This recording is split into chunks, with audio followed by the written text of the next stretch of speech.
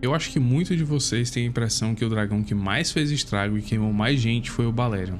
E com razão, pois o Terror Negro, quando montado por Aegon e Maegor, de fato queimaram muitos castelos e lords. Mas Balerion pendurou as chuteiras muito cedo e deu espaço para a Rainha da Destruição fazer seu nome.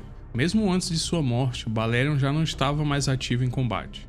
E suspeito que sua inatividade se deu não pela idade, pois como veremos nesse vídeo, a Veiga está com a mesma idade que Balerion quando o Terror Negro já não ia para batalhas. Eu acho que Balerion foi vítima de parasitas, como discutimos no vídeo a saúde dos montadores e a relação com os dragões, mas Veiga nunca esteve doente e a Jacaroa Velha Sorrateira ainda teve muito tempo para fazer estrago. Nós veremos nas últimas 2 temporadas aí da série os últimos atos de destruição de Veiga.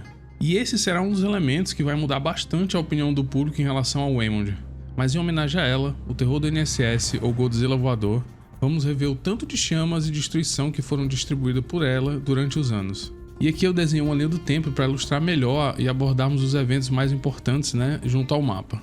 Começando pelo nascimento de Veiga, que teorizei no vídeo das linhagens que poderia ter nascido de um dos ovos que os outros dragões que Aina trouxe a Pedra do Dragão colocou, a Veiga eclodiu do seu ovo no ano de 52 a.C. da Conquista, o que faz dela a mais jovem entre os 3 dragões que participaram da campanha Targaryen de dominação de Westeros. 23 anos depois do nascimento da dragão, nasce a princesa que iria domar e montar Veiga nas batalhas durante os próximos 70 anos.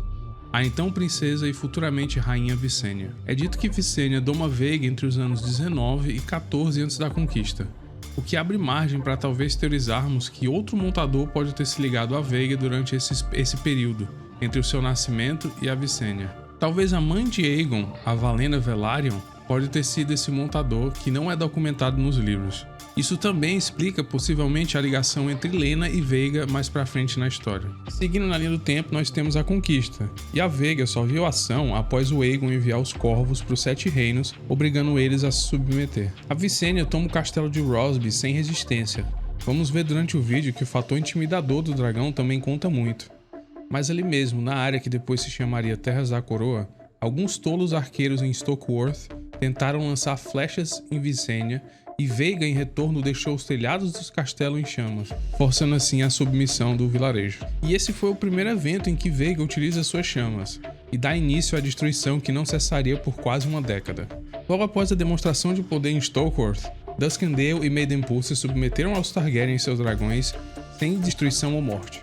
Mas ao norte, a frota marítima dos Arryn, juntamente com mercenários de Bravos, entraram em combate com a frota dos Targaryen, que era liderada por Daemon Velaryon, que tinha como objetivo tomar a cidade de Goldtown. Daemon Velaryon foi morto e 1/3 dos navios Targaryen são afundados e outro terço capturados, o que seria suficiente para dar fim à batalha ou até fim à conquista como um todo. Mas os Homens do Vale e sua frota não tinham uma resposta para os dragões. Visenya, sozinha com Veiga, desceu do céu sobre a frota Arryn e queimou-a inteira.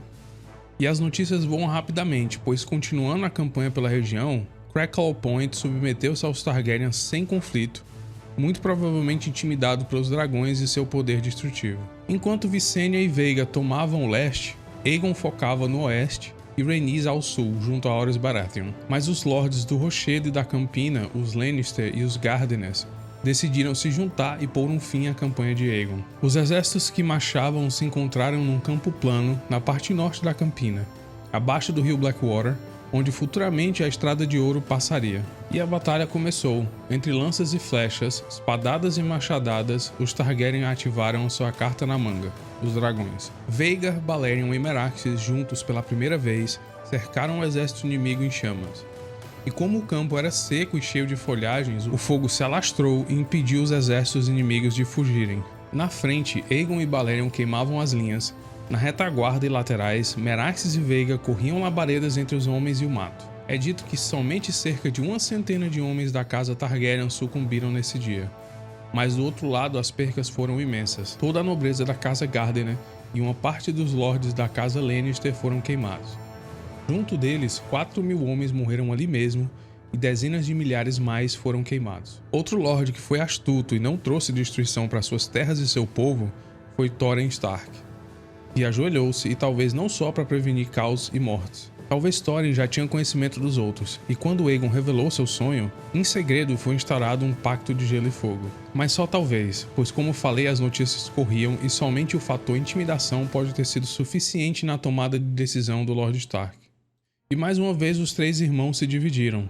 Visenya voltou para o Vale para terminar parte da sua conquista na região, e apesar dela muito bem poder ter queimado todos os castelos e vilas recentemente fortificados a caminho do Ninho, Visenya simplesmente voou sobre os castelos e pousou no pátio elevado do Ninho. Quando a mãe do rei infante escutou o barulho das asas e foi averiguar, ela se depara com a cena de seu filho Ronel no colo de Visenya. Mais uma vez sem derramar chamas, somente com o fator intimidação, em um checkmate ela vira uma das casas que tinha oferecido resistência aos Targaryen e agora o vale era submisso à coroa. E o mesmo cenário de intimidação acontece um pouco mais ao norte nas Três Irmãs, que ao mero avistar de Veiga nos céus, e que dessa vez contava com o apoio da frota Manderley e Stark vindos do Porto Branco, depõem o Lorde Regente, que tinha planos de resistir aos Targaryen, e elegem seu primo, que se submete a Visenya e Veiga sem batalhar. A conquista em si termina aqui, pois Dorne não se submeteria de fato por mais 50 anos, mas em resposta a um ataque a Cape Wrath, Visenya voa para Dorne e queima os castelos Arenito, Veit, Toca do Inferno e depois queima os Dany em Tom Bastela. Após a morte de Meraxes e Rhaenys no ano 9 depois da conquista, Aegon e Visenya abrem as portas do inferno sobre Dorne e queimam todos os castelos por 3 vezes. As chamas fizeram da areia vidro, fazendo também os habitantes fugirem dali.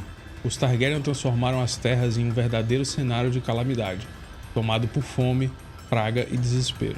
Esse período fica conhecido como os Anos da Ira do Dragão, e tem mais ou menos 2 anos de duração. Nos próximos 30 anos há uma certa paz, porém no ano de 43 depois da conquista, o filho de Aegon com Rhaenys, Aenys, morre.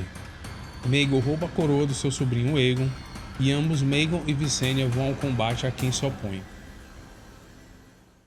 E quem faz o primeiro movimento de guerra é justamente a Visenya e a Veiga, que em uma única noite queimam 5 castelos nas terras fluviais. Ambos, Maegor e Visenya, descem rumo ao oeste com destino à Vila Velha, que é a capital da Fé.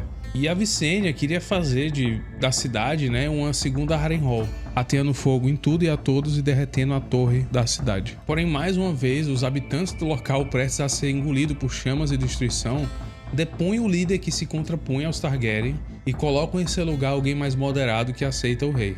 E quando Maegor e Visenya chegam à Vila Velha no outro dia, eles encontram a cidade de portas abertas. E a Visenya falece no ano 44 após a conquista, e a Veiga fica sem montador até o príncipe Balon domar a gigante no ano 73. E Balon, filho de Jaehaerys, viveu um período de paz, e com somente um evento que forçou o príncipe, seu pai e seu irmão a montarem os dragões em rumo à batalha. A batalha em questão foi a Guerra das 100 Velas, que durou apenas um dia, tendo a frota dornesa liderada pelo príncipe Morion Martell dizimada e queimada nas águas do Mar de Dorne. A batalha ganhou esse nome pois os navios dorneses foram acesos como velas sobre o mar e por meses corpos carbonizados de seus marinheiros foram entregues às costas de Cape Wrath pelas marés. No ano 94 após a conquista, o Balerion morre, deixando a Veiga como o último dragão da Era da Conquista viva. E 7 anos depois, no ano de 101, o Balon também falece, deixando a Veiga sem um montador. É dito que no ano de 104, Veiga é domada por Lena, que tinha apenas 12 anos. E se fomos roubados de uma cena na série, foi essa. Eu queria muito ter visto como uma criança daquele tamanho conseguiu fazer o feito. Queria ver mesmo como ela conseguiu subir em cima de Veiga. Durante esses anos, a Veiga usufrui da paz que reina e não vê combate pelos 25 anos seguintes. A Lena se casa com Daemon e o máximo de ação que Veiga via era as demonstrações para os Lordes de Essos, como vemos na primeira temporada da série durante a procissão do casal pelo continente. No ano 120, a Lena falece após sofrer uma febre, depois de dar luz a um filho natimorto. Diferente da série, no livro a Lena não morre queimada por Veiga. E mais pra frente no mesmo ano, o Aemond doma a Veiga.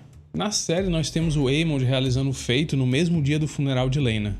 No livro é bem diferente, o Aemond só domaria a Veiga no funeral de Laenor, que aconteceria meses depois.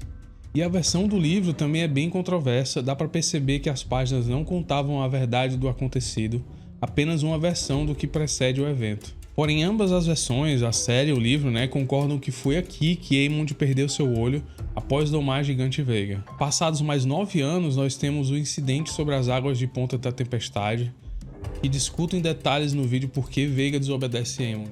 O evento trágico dá início à Dança dos Dragões, e Veiga é pivô para o início do conflito ao despedaçar o príncipe Lucerys e seu dragão Arrax. Semanas depois do encontro dos dragões sobre os céus de Ponta Tempestade, outro encontro de dragões acontece em Pouso das Gralhas. E esse evento também foi modificado na série, que apesar de não concordar com a versão mostrada pra gente, ela adicionou mais drama pra história, né? Dessa vez os dragões Sunfyre, Meleys e Veiga protagonizam a segunda batalha entre dragões de todo o livro. E eu digo segunda pois a morte do príncipe Lucerys não foi de igual para igual e não houve muito uma batalha. Aqui é bem diferente, os dragões são maiores e é realmente uma batalha de igual para igual. Eu planejo fazer um vídeo analisando as diferenças entre o livro e a série desse evento em particular.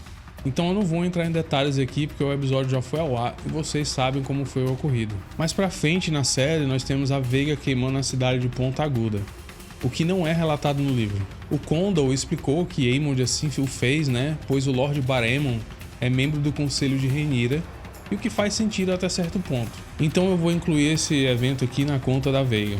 Agora nós vamos entrar nos acontecimentos que virão na terceira e quarta temporadas. Então se você não leu o livro e não quer tomar spoiler, essa é a hora de deixar seu like, fechar o vídeo e a gente se vê na próxima.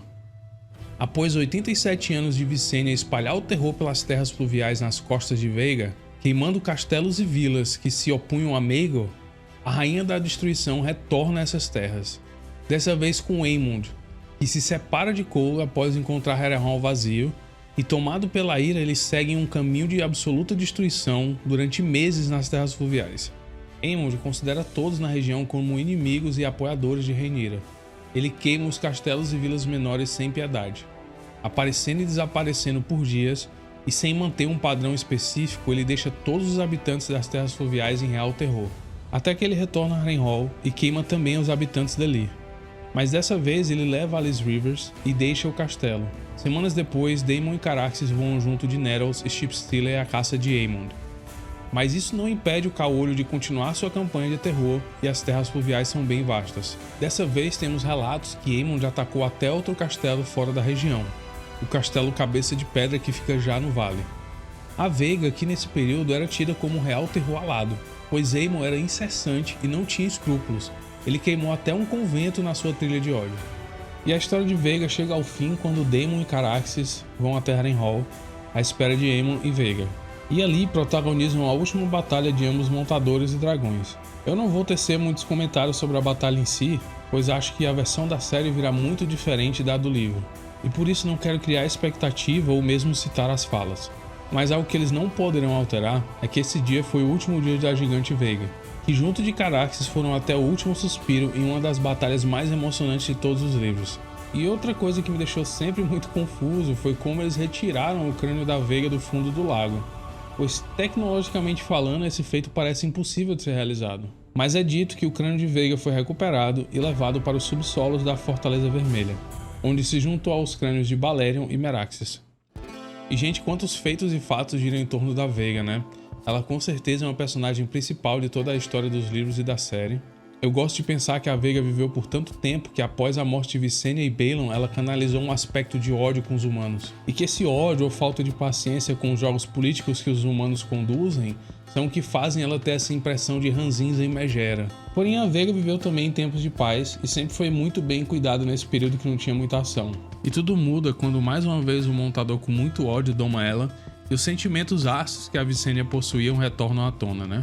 A Veiga viveu menos que Balerion, mas viu mais ação que o Terror Negro, principalmente durante o período final de sua vida. A comando de Aemon, imbuído em ira e vingança, canalizou todos os sentimentos de terror associados à Veiga pelo povo de Westeros, e emplacou no dragão o seu ar apavorante. A Rainha de Todos os Dragões é sem dúvida peça-chave durante toda a história dos Targaryen, até a sua morte no ano de 130, e veremos muito mais da vovó aí nas próximas temporadas da série, e quem sabe no futuro, quando adaptarem a Conquista em uma série ou filmes. Gente, eu espero que tenham gostado desse vídeo, deu um trabalhão pra fazer, mas valeu a pena. Eu adoro a Veiga como todos os dragões, e quando puder farei mais vídeo contando a história deles.